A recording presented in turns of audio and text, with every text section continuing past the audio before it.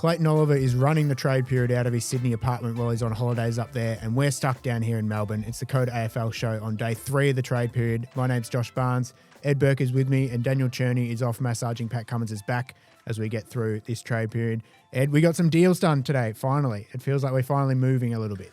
Yeah, it has felt like a quieter day on the whole than previous days that we've worked in this silly season so far, but a couple of deals have gone through. A bit of a complicated one this morning between Brisbane, Freo and West Coast that we'll unpack, but good to see a little bit of movement finally. Yeah, so we'll start from the back. The last deal done was Judd McVie sent to Fremantle for pick 23. We'll explain how that came about, but quickly your thoughts on Judd in the purple jumper?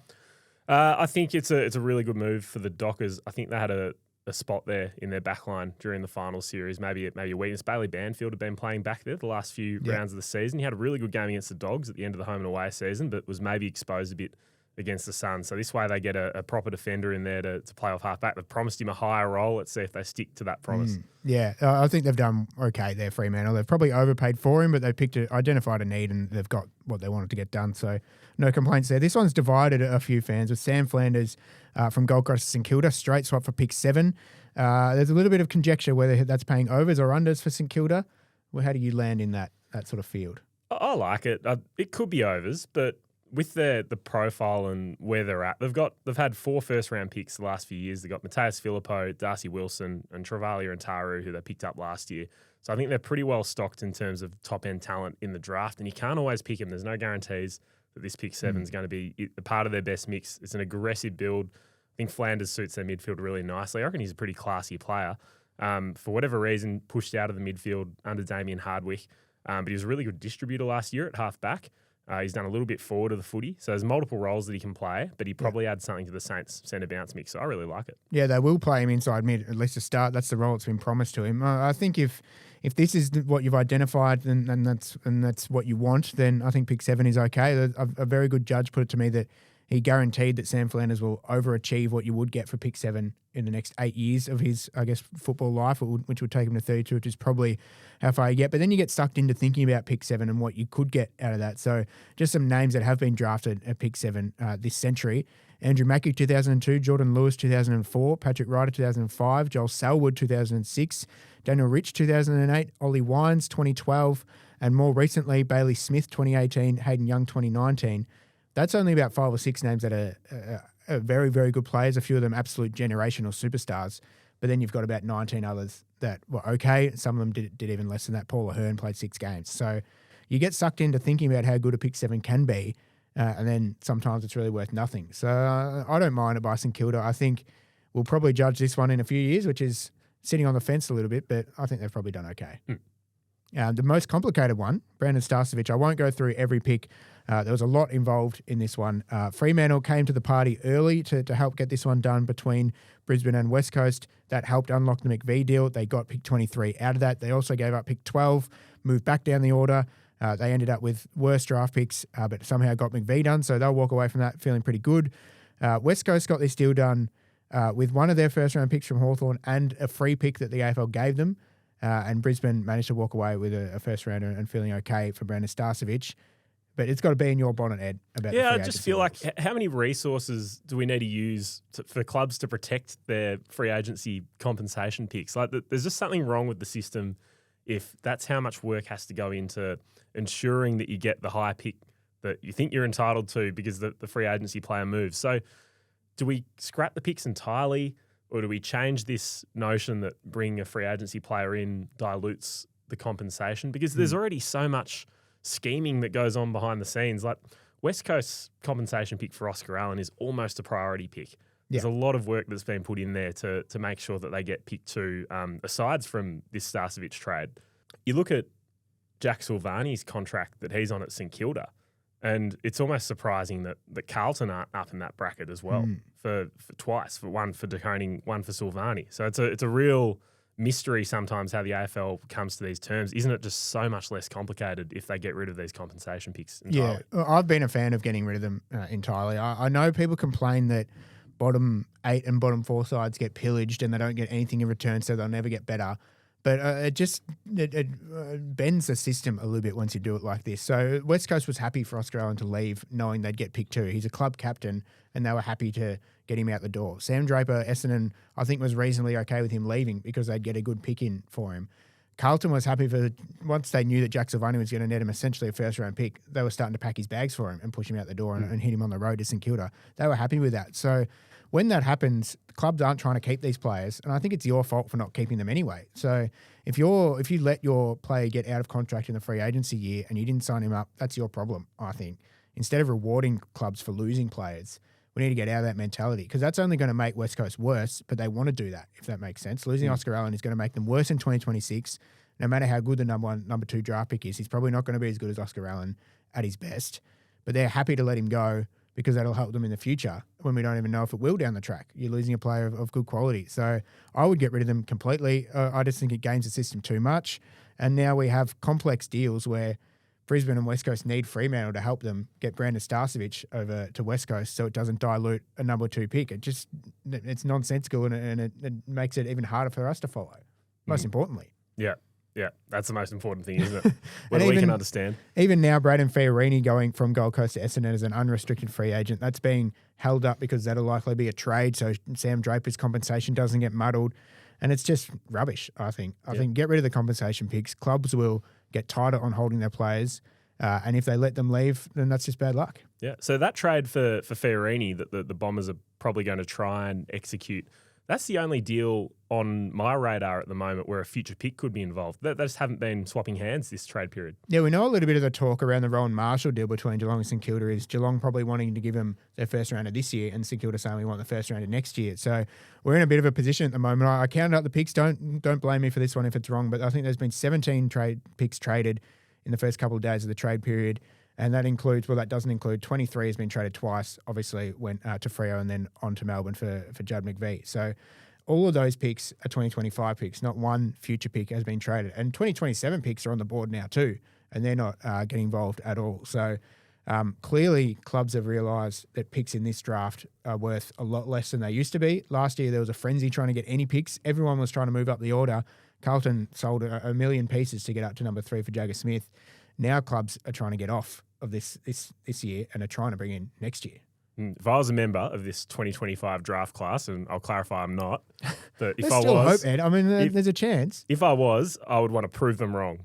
Prove all these people wrong who are saying that the narrative around this draft is that it's shallow. After the first 10 picks, you really just, dipping your hand into a box blindfolded. Like, let's see how this draft looks in 5 years' time compared to, I think about 2020 a lot. I think there wasn't. I guess there was a lot of mystery around that draft. Yeah. The top end, a lot of hits and misses, given those circumstances. I think 2025, there could be some surprises there. Yeah. It'll be. I'm sure we'll look back on it and say it's a super draft in 6 months' time. That seems to always happen, but it just feels like clubs are desperate to get out of this draft and get into the next one if they possibly can. There's a lot of names still on the board. We're probably not surprised that these guys have been taken off the board yet. We're only a few days into the trade period, but I'm sure we'll keep ticking on them. Clayton Oliver is a man of extreme interest.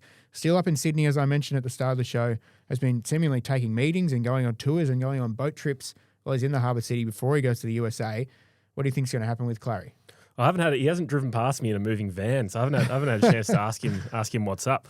It does look like GWS are the front runner there, and there's a clear need. They're worried about Josh Kelly, so he's going for hip resurfacing surgery. He'll miss sounds painful. Most of 2026. It is. I think the issue is that it treats the pain that's already there. He's been dealing with a lot over the last 2 years. I think it goes back into early 2024. Just being able to train without pain, pulling up from training. He's had irritation in that hip joint. The last 2 years. So he's had other injuries as well. I think a couple of calves that have kept him out of games. But the hip thing has been the broader issue. And the surgery that he'll have is the one that Andy Murray had to save his career at the start of 2019. So Murray looked cooked. He looked gone for all money at that Australian Open. He could hardly walk during the day. I remember being at Melbourne Park and watching him just limp around before his match. But he was back playing after surgery about 5 months later. And even though he never got back to his best, he did get back to competitive level, older than Kelly as well. So factor that in. But he's on a big contract, Josh Kelly. I think there's 4 years to go. So it's really important that the Giants get him right. In the meantime, this is really important for their centre bounce mix, I think, trying to get someone like Clayton Oliver. Yeah, they've clearly had an issue with clearances and contested ball last year. They play, obviously, that orange tsunami off the halfback is their style, and they haven't been very good around the clearances. Do you think this fixes them, or are you concerned at all there'll be a bit of a butting heads with Tom Green in the middle there? They're both very similar styles. Yeah, I think there'll be pressure almost on Green to become a more explosive sort of second possession player or outside player. And I think he can do that. I think you look at Matt Rowell and what he was able to do this season. Green can get a bit of that in his game. They're in a good spot with Finn Callaghan because he's got that explosiveness and can get away from congestion. So, yeah, it would really be about how Tom Green adapts. And I'm sure he's been part of the meetings where they've discussed having a look at Clayton Oliver because, yeah, it's a pretty important dynamic to get right in their midfield. But you can see that they're missing a piece. Like that elimination final against Hawthorn, the game completely changed when Kelly was subbed on. 14 disposals, 2 goals. It was a superb quarter. But before that, they just looked like they were one quality A-grader short in the middle. So there's a clear need there. Yeah, clearly their third midfielder for a lot of the back half of the year was Xavier O'Halloran, who's a good player, but in most sides he wouldn't be playing as that third mid key centre bounce role. And I think Oliver and Green can work together. I think Oliver is going to have to play a little bit more defensively and be that sort of stopping kind of defensive style midfielder. I think that would be ideal. Clearly some kind of conversation was had at Melbourne where he changed to a different role and he didn't like the sound of that, and Melbourne was very happy to push him out. But he did play that a little bit this year, played a tagging role at one point and was praised for that. So I think he has it in his wheel bag, and he obviously is going to have a bit of a wake-up call going to a second club. What do you think that role could have been that they suggested to him? Because we saw him go to halfback a few times last year. It didn't look convincing. Like, surely the main thing would have been less game time. Yeah. Because where do you put him if it's not in the centre bounce? Yeah, well, that was the thing. As soon as the details of this meeting came to light, it was pretty clearly Melbourne just telling him, you're not going to be playing midfield and you might not be playing at all, because he's not a half forward, he's not a half back, he's not a winger. So if he's not playing in the middle, then he's probably not playing. And I think that must have been part of the detail. And it would have said, we'll give you a chance at half back, but we can't guarantee anything. I think probably would have been the thought process there. His teammate, Christian Petrarca, it feels like he's getting a little bit closer. Gold Coast now has pick 7 in its arsenal from that Sam Flanders deal. What else do you think they need to get Christian Petrarca? Would they be willing to part with a future first? That probably ends up, if they're getting Petrarca, that future first probably ends up being north of pick 15, you'd say, with academy picks in there and whatnots in the 2026 draft. Would that be enough? Yeah, well, if you were a Melbourne fan, 7 and 16, 15, 16 for Christian Petrarca. I think you have to take it probably, because it's a big contract you're getting off the books. So you've got to think about the room that it frees up as well. I think you get caught a little bit in Petrarca's past. So I think he's a very good player and he will be a very good player, but he'll be 30 in January. If you get 2 first rounders for a 30-year-old, plus you lose all that money, then I would be doing that almost in a heartbeat if I was Melbourne. I think that's a great result. He clearly doesn't want to be there anymore. Melbourne, I think, has realised that it's probably best he's not there. 2 first rounders for him is very good business. Yeah. We've seen lesser players traded for 2 first rounders over the journey at a younger age. Yeah, in terms of trade value, they might get quite a bit for Oliver and Petrarca, but it's just sad, isn't it? Like premiership champions going in this fashion, it just won't sit right with Demon supporters. But yeah, in terms of what they can get for trade value, it could be still pretty good, even if they don't manage to get Bailey Humphrey out of Gold Coast. Yeah, and clearly Melbourne's happy to, definitely with Oliver, it seems that they're happy to help Petrarca if the deal works for them. I think a lot of that haggling will come down to who pays what. Oliver, they're happy to pay a fair chunk of his salary to play elsewhere. I think at this stage they're saying we're not paying a cent of Christian Petrarca to play at Gold Coast, but that's $1.3 million. So Gold Coast is probably saying, well, that future pick might be a second rounder then, and that's where the haggling begins. So I'm sure that'll work itself out. Charlie Curnow, another one that everybody wants to know about, as I've just broken my pen here. Sydney, Geelong, Gold Coast is out by the sounds of it. Yeah, I think Sydney is the most likely.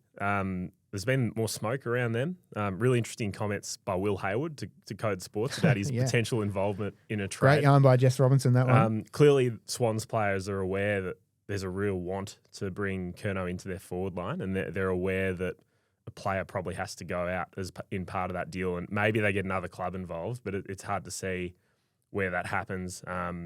There's belief that Carlton might be interested in Ben Ainsworth from Gold Coast. But in terms of his value in a deal for Curnow, that's really hard to assess. Geelong don't really see who they're willing to part with. How do they manage to pay up? They haven't really been a team since they gave up so much for Jeremy Cameron. They haven't really come to the party in trade agreements like this. They preferred to put pressure on, wait until right at the end of the trade period and then strike like they did last year with Bailey Smith. So I don't know. Do you think that Geelong can get involved? No, I don't think so. As you said, I think Geelong likes to play from a position of strength, and at the moment they're on the back foot. Especially Rowan Marshall is going to cost at least one first rounder. I think that's pretty clear. So then beyond that, you're looking at a first rounder in potentially 2026 and 2027, and then they don't have any other first to play with. They don't want to trade out any players. The reason they could get Jeremy Cameron when that deal was matched was because they had all the picks already from the Tim Kelly trade. So they didn't even have to prepare for that. So they don't really have a history of preparing to get a superstar in like this. So I don't really see it happening now unless they either convince a player to leave of quality or a player suddenly puts a hand up and is wooed by Carlton, who aren't doing the work to get anybody out anyway at the moment because they're trying to shut up shop. So I think that's very, very unlikely. It's interesting Sydney said that he was a priority for them. That puts it on their board that they really want to get this done.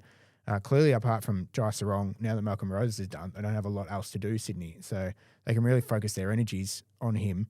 How important is it that he may have followed the Sydney supporter page on Instagram or whatever that story was yesterday from Lockie McCurdy? That was really interesting. The True that has Bloods to mean something, doesn't podcast. It? Maybe. Or maybe he just likes quality podcasts like this one. It's difficult to accidentally follow a page on Instagram, so you can rule out accident, I reckon. It's easy to accidentally like a post on LinkedIn or Instagram, or I'd say LinkedIn because I was just looking You at have experience in accidentally liking. Someone sent me a post, like one of those like really poorly AI written posts by some entrepreneur somewhere. I was like, why are you getting around this content? I was like, I did not. Like I just scrolled past it and have accidentally clicked.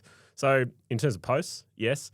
Podcast seemed pointed. I think he would like to play for Sydney if he doesn't get his true wish, which is apparently to play for Geelong. Yeah, maybe he's just brushing up on what the fans think about the Swans and getting all around it and who's their favourites and all that sort of stuff. And it's good to see. Maybe he's just branching out in his knowledge about footy. Zach Merritt is another big name that is still sitting on the board at the moment. He's probably sitting on the edge of the board. What's your gut feel, Ed? Is he going to be at Essendon next year?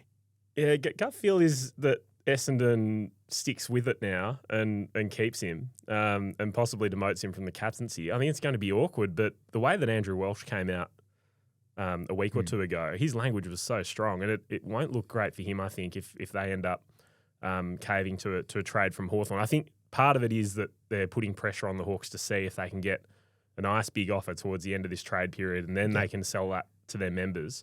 But who knows if Hawthorn are willing to pay that much when they're now looking around at Bailey Humphrey and maybe doing a couple of other things, maybe trying to get a pitch prepared for Zach Butters. So the Hawks have fingers in a few pots, and now my leaning would be that he stays. What do you think? Yeah, I think so. I'm willing to be looked at as a gullible fool for believing all this sort of talk. We often say don't believe what they say, but when it has been this strong, even others have left a little bit of wiggle room now. Carlton left a little bit of wiggle room on Charlie Curnow after previously saying he wasn't going anywhere. Obviously, Melbourne's stances have shifted completely. But there hasn't been any wiggle room so far from Essendon. Even Matt Rosa said if a request came, he wouldn't listen to it. So at the moment, it's hard to see them budging on that. I think they are still talking of positions of strength. They are in a position of strength at the moment. Whether they are interested in trading him at all or not, they are in a position of you have to stump up something massive. I think that's the rhetoric. So maybe they've just put themselves in a really good spot, but I can't see them backtracking on it now. But we still have a whole week to go until the trade deadline, so who knows? Yeah. In terms of a best 23 for next year, they're not looking bad. If they get Merritt back and they do manage to somehow come back with a clean bill of health, we know that Nick Martin will be out for the first half of the season. Nick Bryan might take a few weeks to get back from that ACL, but they look pretty good on paper. Given that the young players that they've been able to blood this year under a lot of duress, they keep Merritt. That midfield, Caldwell, Durham, maybe a bit of Andy McGrath through there. They could actually be pretty decent and spike a little bit next season. Disagree, Ed. I think they look like rubbish on paper, even with him in there. So mean to us. I'm sorry. I think they just still have so many plotters in that team that are a long, long way off where they need to be. I can't imagine they'd be anywhere higher than 12th, but happy to be proven wrong on that one. Big news from our chief footy writer today on the front page of the Herald Sun about the MCG being potentially revamped. The Shane Warne stand, that would be torn down, $2 billion to rebuild it, add an extra 5,000 seats and potentially a big bar in there, which I would frequent every single Friday and Saturday night. There's a game at the MCG.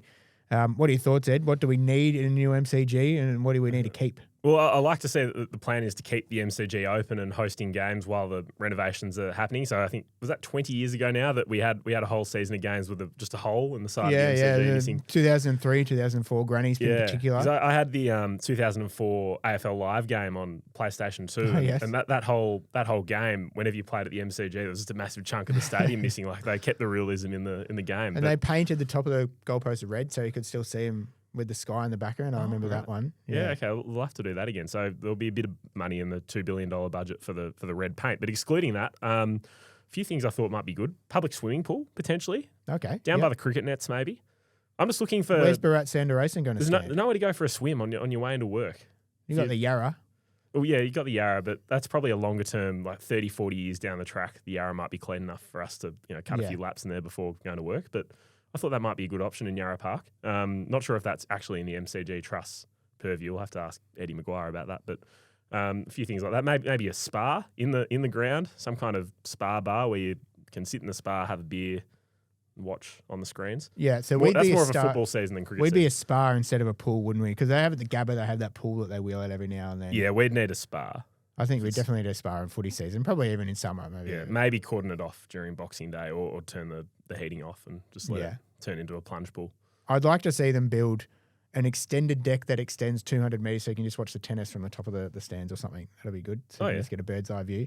Seems a little bit fast-fetched. What about the porthole? Said that's your favourite part of the team. Yeah. So, I was saying earlier, the portholes should stay. So in the new, that's the most tired end of the ground that needs to be replaced. But I like looking through the little circle holes when you're sitting that high up. It's get a nice unique view of the city around you. They should keep the shapes of those windows. We'll be working away constantly over the next week until the end of the trade period. Plenty of deals, plenty of signings, all that sort of stuff. Codesports.com.au. Make sure you buy the paper as well. We'll be working all the news will be up there before you even know it. So keep tuned.